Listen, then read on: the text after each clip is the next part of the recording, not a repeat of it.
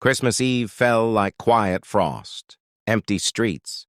Breath turning to fog. A strip mall parking lot lit in tired gold. A single dad made one last stop for cocoa mix and ribbon. Keys still warm in his glove. That's when he saw her beside the dumpster, not rifling, but carefully setting aside a few sealed leftovers, hands red from the cold. Security watched from the door. People slid their eyes away. He didn't. He paused. And she said something that would change his night, and what he thought help meant. If you believe no one should feel invisible on Christmas, like this video, and subscribe to Kindness Wins so more people choose empathy when it matters most. By title, he was wealthy. In practice, he lived like a man who knew what mattered. He ran a small company with his sleeves rolled up and left early on. Thursdays to make the school pickup line. The house he'd bought after the divorce was modest and full of kid logic, paper snowflakes, tilting from the ceiling, a lopsided tree, a construction paper countdown ringed with tape. He liked fixing what could be fixed. A loose hinge, a bulky faucet, a hard day softened by pancakes for dinner. Money had taught him odd lessons. It mended roofs quickly but never stitched grief. It bought time if you spent it right, on bedtime stories read slowly, on Saturday bike rides, on unhurried breakfasts where syrup pooled like little lakes. He gave end-of-year bonuses quietly, slipped extra to the single parents on his payroll, and let the credit land on team performance. He didn't think of himself as a millionaire. He thought of himself as a dad who could buy more groceries than worry. This Christmas, he planned simple magic, cocoa with cinnamon, a scavenger hunt for one good book, and a late movie with blankets on the floor. He parked by the cart return and checked the list his kid had written in earnest. Block letters. Cocoa, ribbon, batteries, oranges. Inside, the store hummed with last-minute urgency. Outside, the air held a colder truth. A woman in a thin coat pausing at the dumpster's side bin, lifting a bakery box someone had set on top, not inside. Her movements were deliberate, careful, hands that knew kitchens and rules. Security noticed? So did he. The guard stood in the doorway with the posture of someone ready to shoo. A couple brushed past, talking about flights. He hesitated, keys cooling in his hand. It would be easy to keep walking and say a prayer in his head for the nameless, the hungry, the cold. It would be easier still to hand over cash like a ticket you punch and forget. But he had learned from parenting that help means listening first. He turned back toward the door. He bought 2 hot meals to go and a gift card, then stepped outside, aware of how easily good intentions can turn into an audience. The woman didn't see him at first. She was sorting the small mercy pile, sealed pastries, a half-dozen eggs in an uncracked carton, a container labeled soup with condensation still clouding the lid. She moved with the kind of efficiency you learn, when time outside equals cold seeping into bones. The guard shifted, ready to intervene, and the quiet of the scene tilted toward shame. He caught the guard's eye and gave a small nod toward the door, a gentle ask for a beat of privacy, then stopped a comfortable distance from the woman and set the food on. The lip of the concrete, no fanfare, no angle meant to corner. He didn't announce who he was. He didn't offer a speech. He offered space. Her glance flicked up, measuring.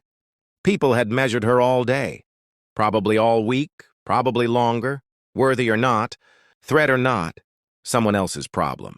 She read his posture before she read the bag, warm meal, gift card tucked inside, a pair of wool socks he'd grabbed on impulse. The wind worried the edge of her coat, revealing a sweater patched with neat stitches. Pride and pragmatism sat side by side in her shoulders. He waited without hovering. He'd learned waiting as a parent. 2, how silence can be the most respectful thing you bring to a moment. The guard stayed in the doorway, less rigid now. A cart boy pushed a squeaky line inside. The world kept moving, but for a few breaths, it moved around this small circle of attention, not through it. She said a few words, measured steady. He didn't need to repeat them aloud. She wasn't asking for money. She was asking to be treated like a customer. She wanted to buy a hot meal inside and sit at a table in the warm, without being hurried out. To charge a phone long enough to leave a message at the shelter desk. To pick up basics you can't find in a donation bin, a bus pass, a toothbrush, a pair of gloves that fit. The ask had weight without drama. It wasn't a rescue script. It was a request for dignity.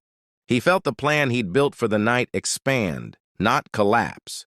He went back inside and talked to the night manager quietly at the end of a register, asking for a kindness that didn't break policy, just stretched it.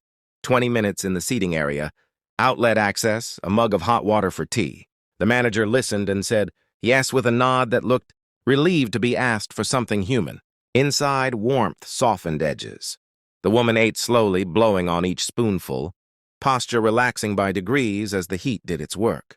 The phone lay on the table, a cable snaking to a wall outlet, the signal bars rising from red to green. He sat nearby, not opposite, close enough to be present, far enough to protect her choice to speak or not. When the charge ticked up, she placed a call to the shelter desk. Her voice carried calm, the cadence of someone who has learned how to ask without begging. She confirmed bedtimes, curfew, a note about holding her spot if the weather turned worse. Then she made another call, the kind you rehearse in your head.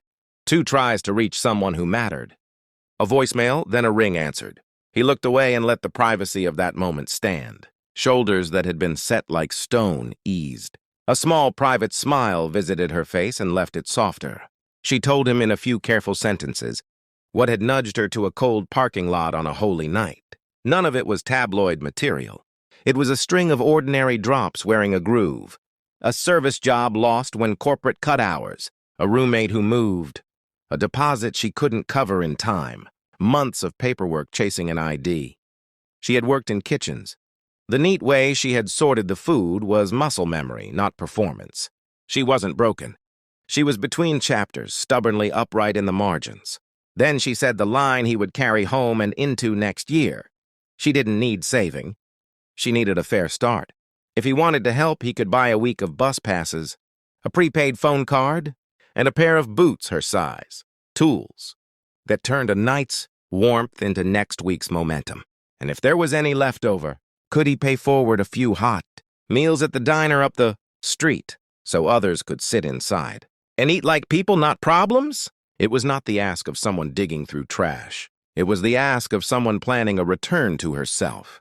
He felt the usefulness of his money change shape, from blanket to bridge. He said yes without turning it into theater. And the manager at the diner added a stack of already paid receipts to a jar by the register with a Sharpie. Scrawl, warm seats, hot meals, no questions. They walked back into the cold, wrapped in layers of ordinary grace, bus passes, tucked into a pocket, a phone at 80%, a pair of boots laced snug, a paper bag with fruit and a thermos of tea. He loaded groceries into his truck and looked at the list written in block letters. A few items were still unchecked. He added another, call the diner next week to top up the jar. The night didn't turn into a movie ending. It turned into a better habit. He and his kid dropped off oranges and socks at the shelter the next day. No selfies, just a note for the staff. More warm seats are covered at the diner. The store manager kept the outlet access policy quietly, flexible for people who asked. The guard in the doorway started, keeping an eye out for the small mercy pile on top of the bin, not inside it. He didn't rescue the woman. She didn't become a project. She moved steadily, with tools in hand, toward a room with a lock and a job that would begin in January washing dishes at a place that smelled of yeast and hope. He checked in once, not to monitor, but to answer a question about bus routes. She checked in once to say the boots were holding. Up and the phone plan was a lifeline. What stayed was this. Wealth is a tool that works best when it takes instructions from dignity. Kindness isn't always grand. Sometimes it's a warm table and a charged phone on a cold night. Listening doesn't cost much and changes more than money can on its own. If this story touched your heart, don't let it stop here. Like this video, share it with someone who needs encouragement, and subscribe to our channel. Kindness wins to keep these life-changing stories alive. Drop a comment below. Tell us what part moved you the most. Your words might inspire someone else.